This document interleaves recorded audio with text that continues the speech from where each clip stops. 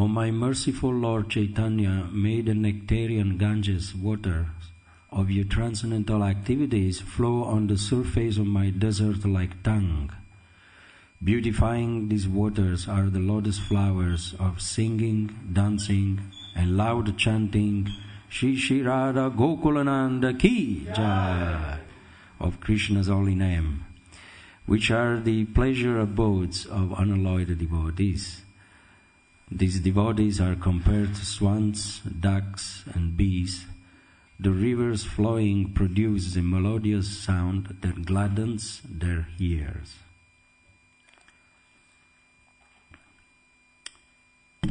So, Srila Krishnadas Kaviraj Goswami, you can detect from this verse that he is very, very humble. He feels himself that he has no qualification to narrate or speak about Sri Chaitanya Mahaprabhu. So here is begging for the mercy, from Lord Chaitanya Mahaprabhu.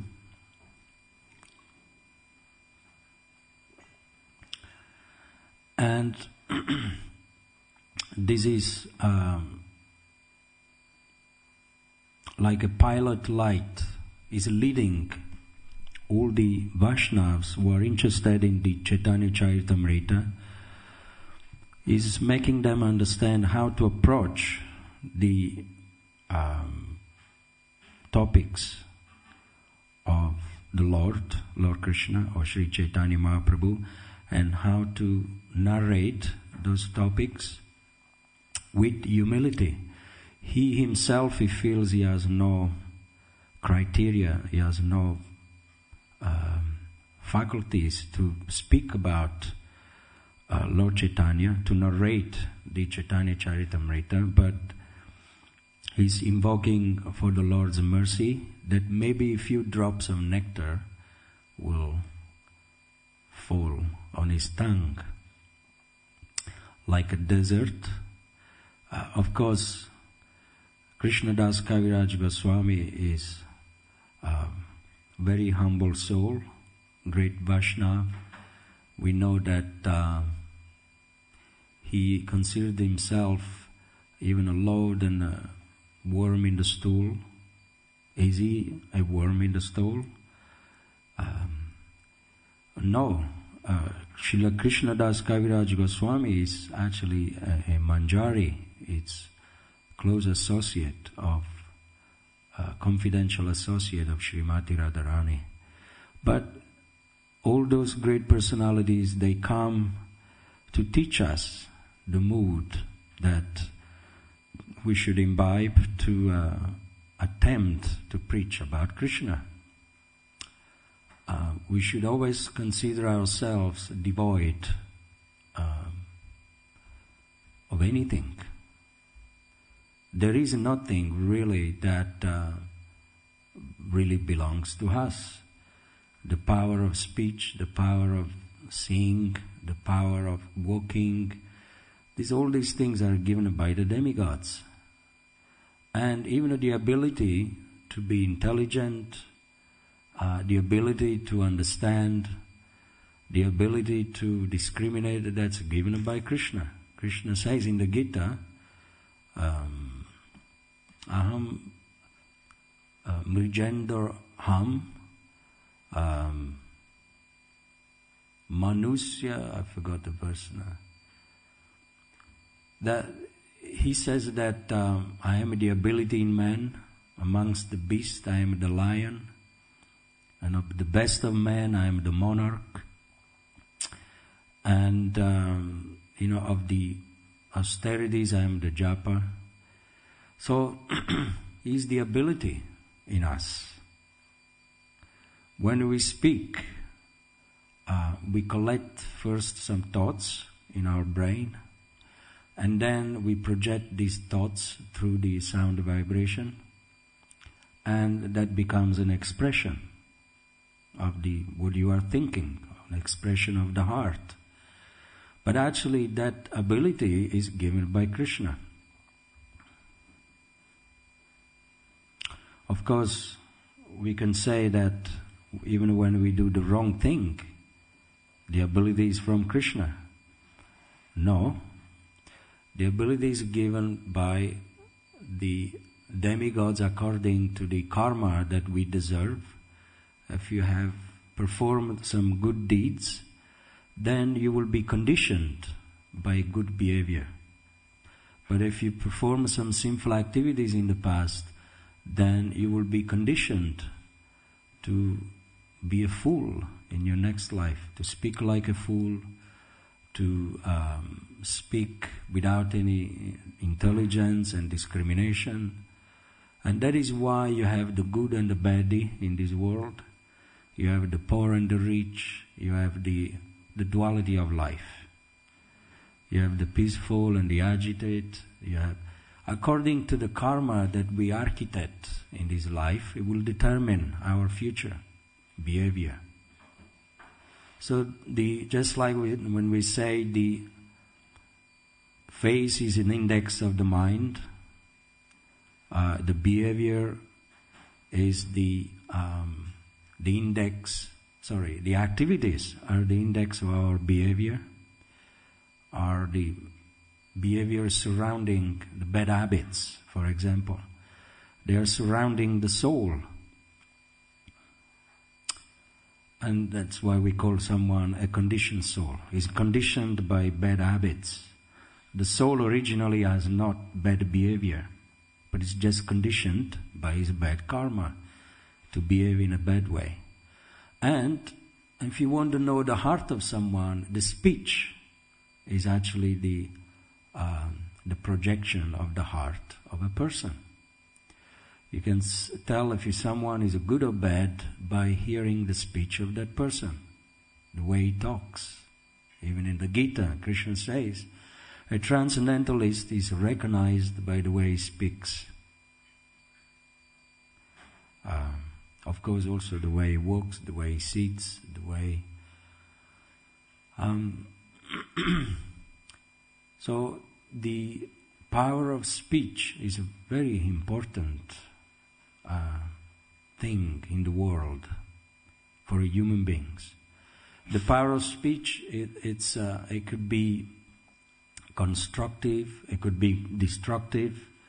The whole material world has been built by the sound vibration. Lord Brahma, what was the first thing did he do? Did he move his hands to create the world? No. Was he thinking? No. Was he, what he was doing, he was instructed by Lord Vishnu to perform the tapasya, tapa. And he gave him 2 words, tapa. So from this tapa, transcendental sound vibration, the whole material world began. So just as like the sound vibration is the origin or is the source of this material creation, so similarly is also the source of entanglement. The whole prison house has been built by Lord Brahma through sound vibration. But similarly, the same sound vibration can be the cause of liberation, as it says here in this purport.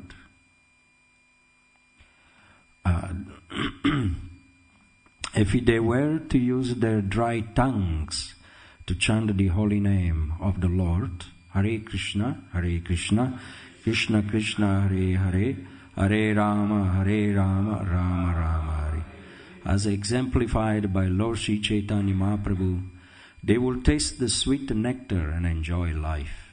It doesn't just give a liberation, but we also taste the nectar that we are always looking for,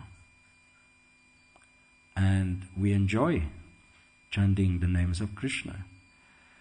The whole sense gratification for the soul is actually in the holy name. Everyone is searching for happiness. But like the other day, I think it was a Sutta Prabhu who was mentioning that the soul is feeling very much the need to become satisfied and to be happy, but then we use the wrong device to become happy, which is the body, and the body has nothing to do with the soul. It's very,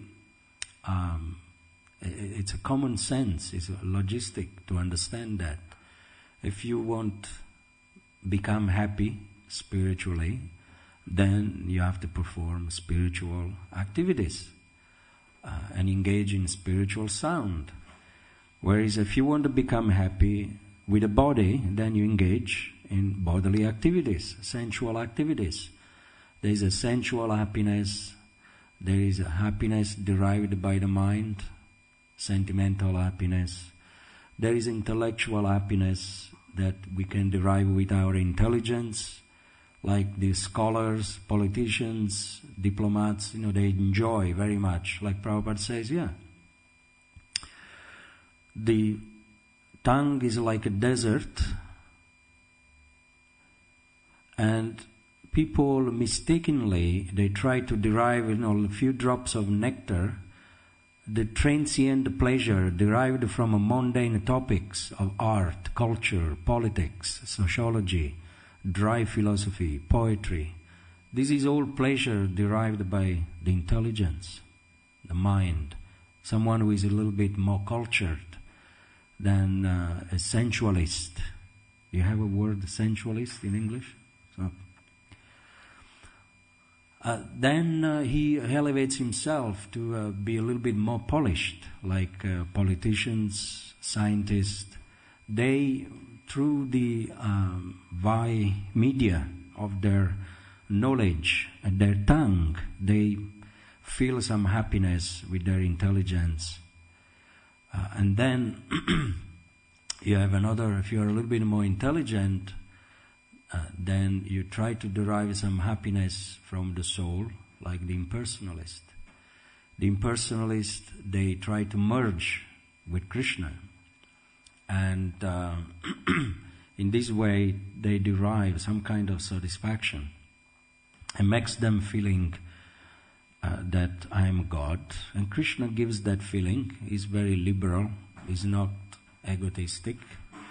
If you want to be God, he gives you the feeling to feel yourself as a God. Why not? But we do not stay in that conception for a long time, because then at some point you become bored, because there is no rasa. There is no real deep pleasure for the soul, because the soul has to relate, communicate. Why a person gets married? Because he likes company. A woman likes the company of man. A man likes company of the woman. And then they still feel bored after some time, so they have to have some children. So the seeking propensity for the soul is a relationship. And then after children, you have parents as well, and friends. You have your country, your social group. Like there are devotees, sometimes they come here not just to see Krishna, but also to enjoy the association, the relationship with other devotees. And this is a need for the soul to relate. So the impersonalists, they don't have that. Because they isolated themselves, they become free from the cage of Durga, namely the three modes, goodness, passion, and ignorance, but they imprison themselves from another cage, which is isolation. Sorry, I've got a very bad sciatic pain in my leg.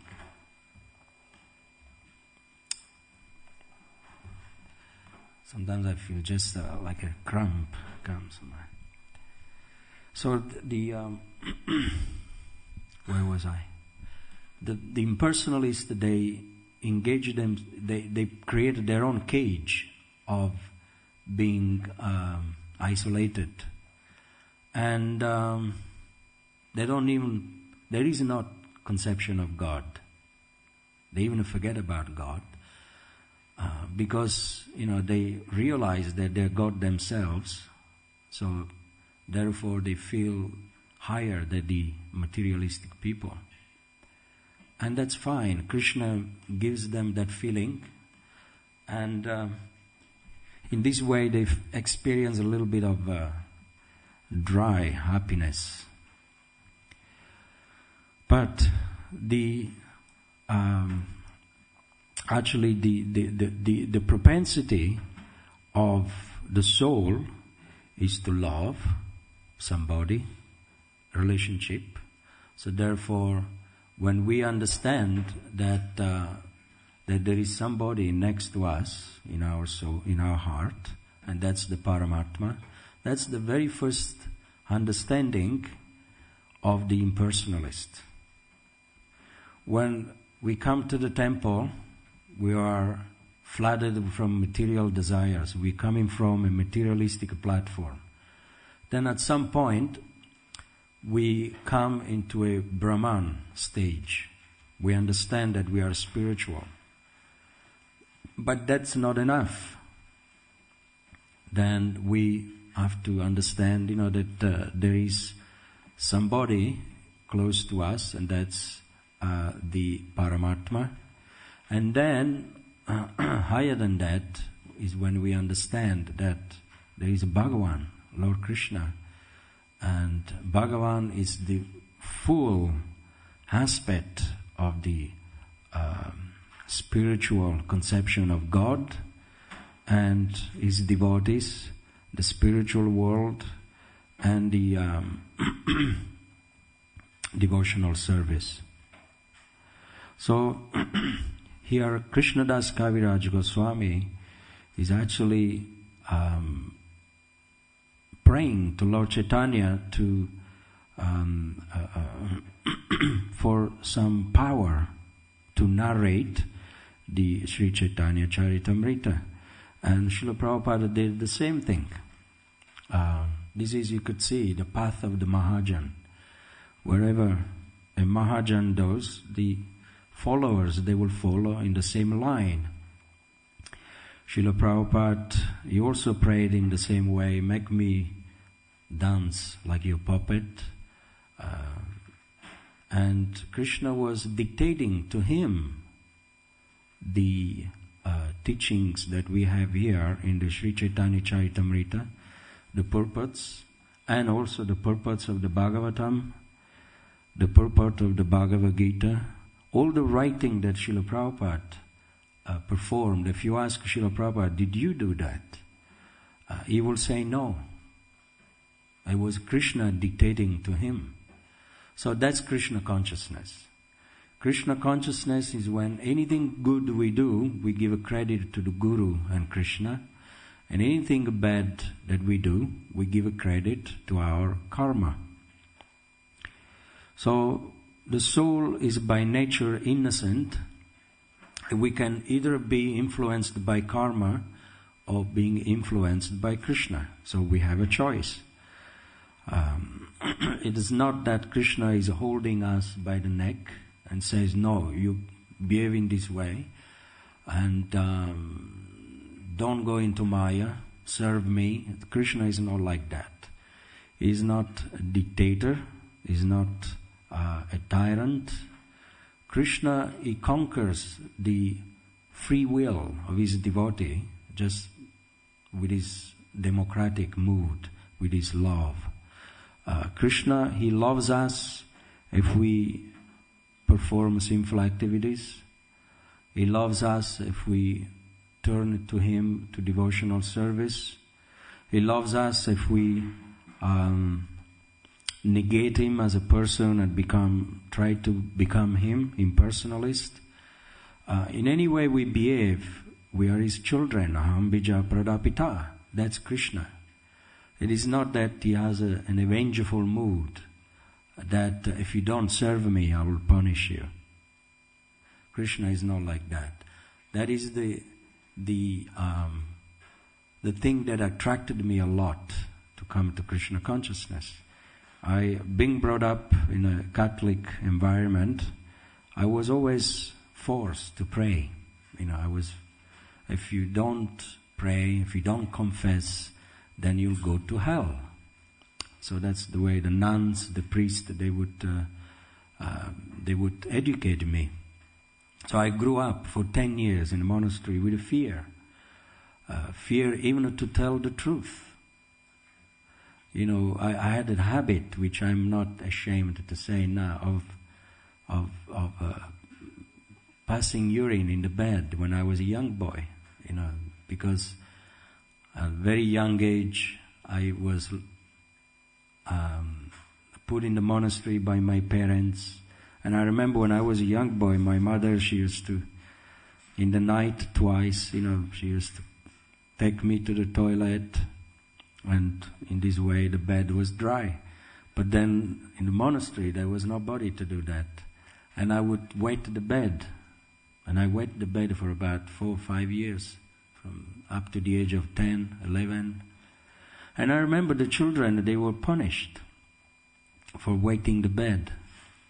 So every Sunday we had to confess in all our misdeeds. And I remember one time I told the truth to the priest, and he had me punished. I confessed that I wet the bed, and to treat, all the bad things that the children they do. And today I was swearing, so I confessed. But I remember once one of the superior, the father superior, he understood that I told the truth, and he chastised this priest by saying, that the way you punish them, you encourage them to become liars. Because a lot of the children, they would wet the bed, but they wouldn't confess it. And they wouldn't tell anybody because they didn't want to be punished. So, anyway, where I'm going in that route now. But yes, the way that I was brought close to Jesus was by force. If you don't do this, you'll get punished. If you don't pray, you go to hell. And but when I came across to Krishna consciousness, I felt that Srila Prabhupada was very liberal. The pure devotees are very, very liberal. They come out of their comfort zone to preach to us, and if we listen to this message with our heart, then we are saved. If we don't, then it's very sad. It's not that they force us to become Krishna conscious. A preacher, he mold the people in the way into Krishna consciousness, but without breaking them. That's a preacher. Like one of my favorite story that I read in the Lilamrita was that when Srila Prabhupada was writing the upstairs here at the manor, he was writing one of the letter, or anyway, was writing something, and two of the devotees, they had an argument that they came into the room.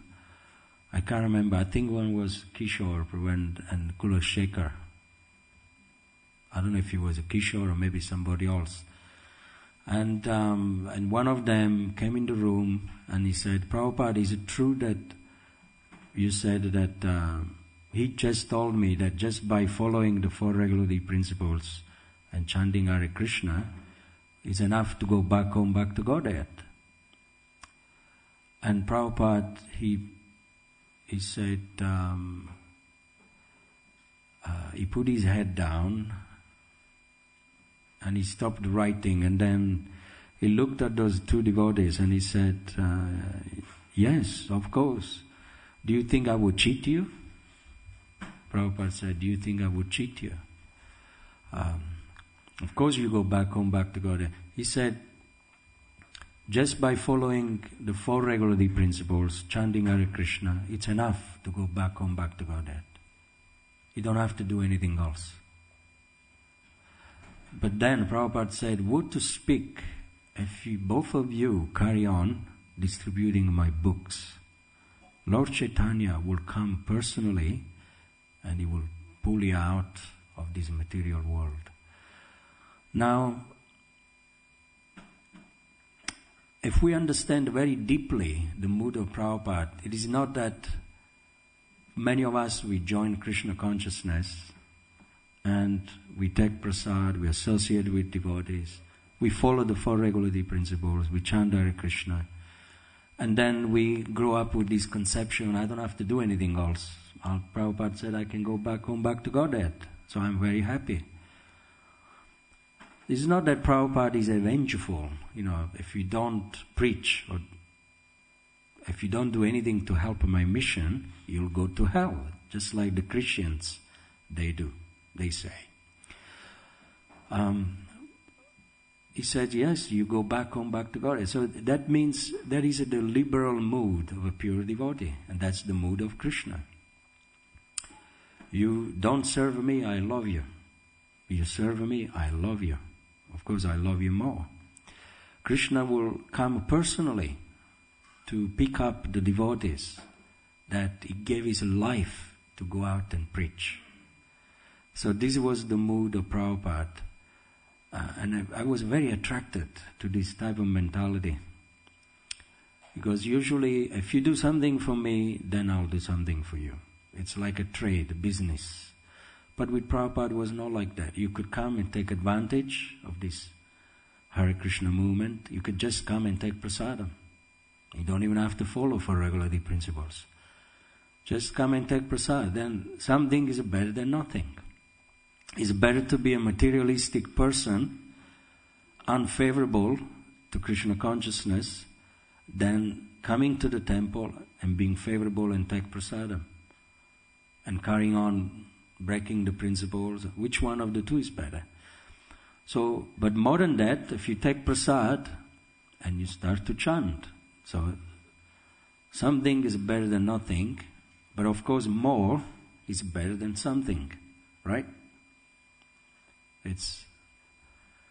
So more we do for Krishna, and more he will reciprocate with us. So when we talk about more, it means when we understand, that everybody is suffering outside there, and there is work to do. Prabhupada came to the West. He didn't just came to build temples. He didn't write books and just for us to read and that's it. But he wrote the books to free the conditioned souls from these 4 major miseries like old age, disease, birth and death. For everybody.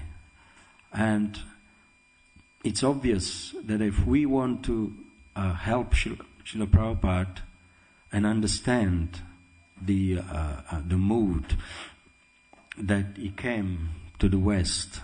Of course, we heard this millions of times from sannyasis, from all the grihastas, from the books. We heard it many times that, preaching is actually the most efficient way to please the Acharya, to please Lord Krishna. But are we doing it? This is the question. Hearing is something, but putting it into practice. So giving the holy name to people, going out in the street, give them prasadam, give them books. We don't have to be great philosophers. We don't have to be a great devotee to do that. We don't have to be a sannyasi to preach. Very often we're missing the most simple points of Krishna consciousness. The most simple point is to take up ourselves Krishna consciousness and to give it to others, to preach. That's Jivadoya. Being kind, being merciful. Here, Krishnadas Kaviraj Goswami is in Vrindavan. He's already tasting the nectar of the holy name and the association of the other Goswamis. So there was no need for him to do anything else. But he did something to help us, to narrate the Sri Chaitanya Charitamrita. So in such way that today, I am sitting here and repeating those words, and you are hearing those words from Krishnadas Kaviraj Goswami. And wherever punya, wherever benefit that we derive from this, is all thanks to him. So we owe a life of gratitude to these Acharya, Srila Rupa Goswami, Sanatana Goswami, Jiva Goswami, Raghunath Das Goswami, Gopala Bhatta Goswami, Raghunath Bhatta Goswami.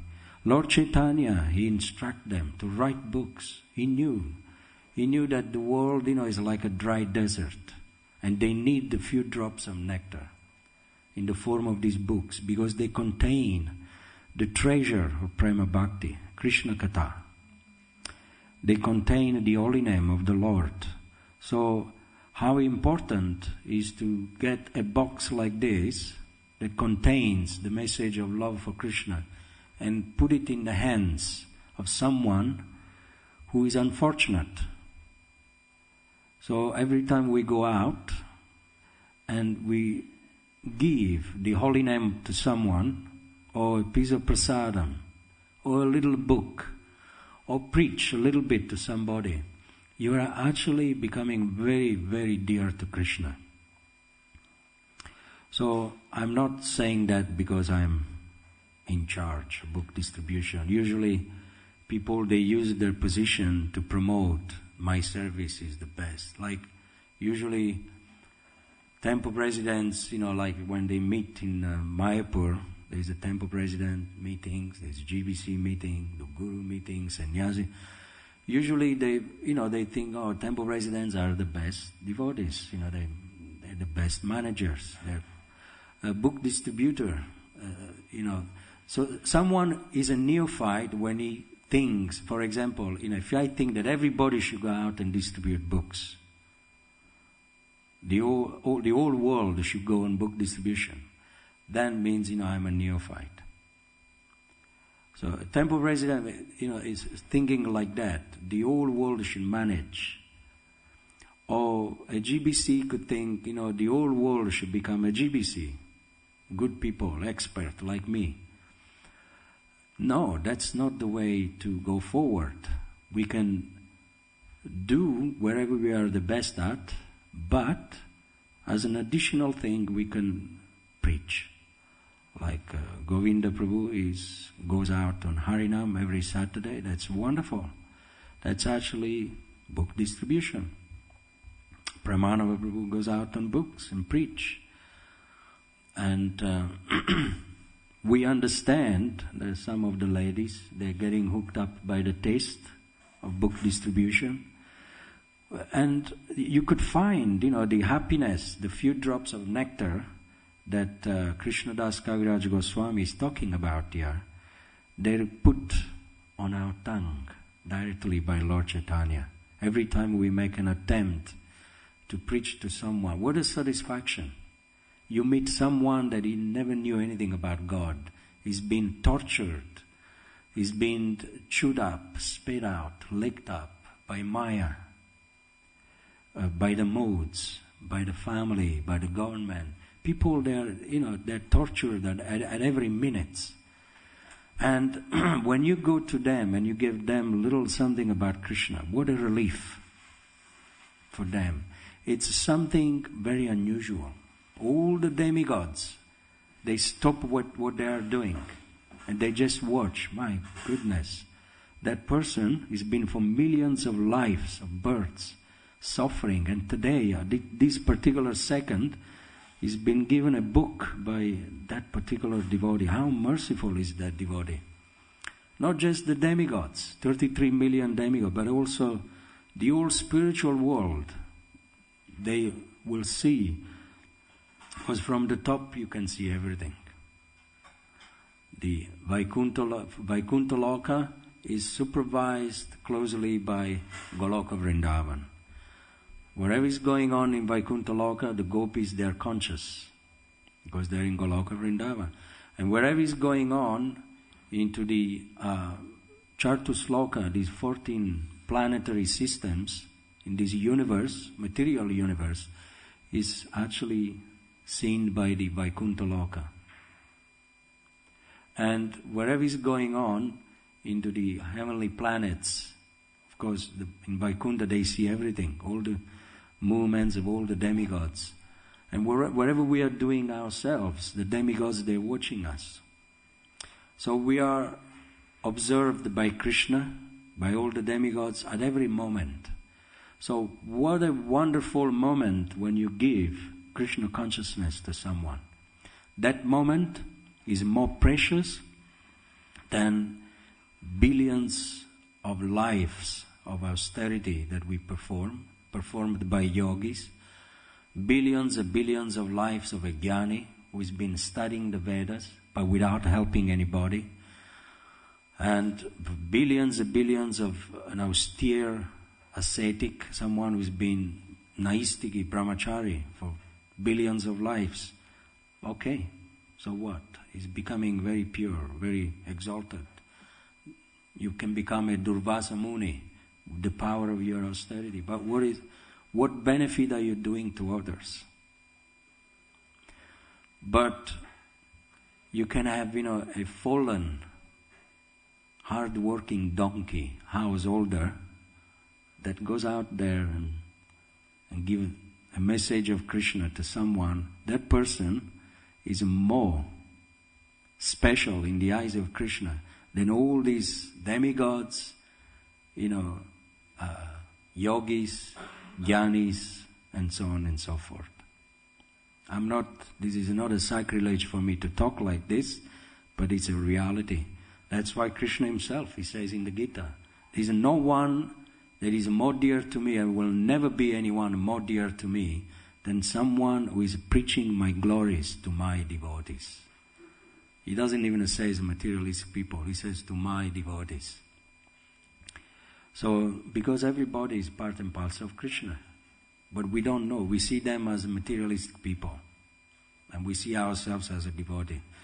We stereotype things, we see everywhere we go, this is Chinese, this is American, this is African, this is a Christian, this is that. But actually we don't see that the soul belongs to Krishna. It's just unfortunate that they find themselves in that particular box of body. But by our help, they can become fortunate and reach the lotus feet of Sri Chaitanya Mahaprabhu. Thank you very much. I'll stop here. Sri Chaitanya Mahaprabhu ki jai, Sri Krishna Das Kaviraj Goswami ki jai, Srila Prabhupada ki jai, Jai Gaur Premanande, Haribo.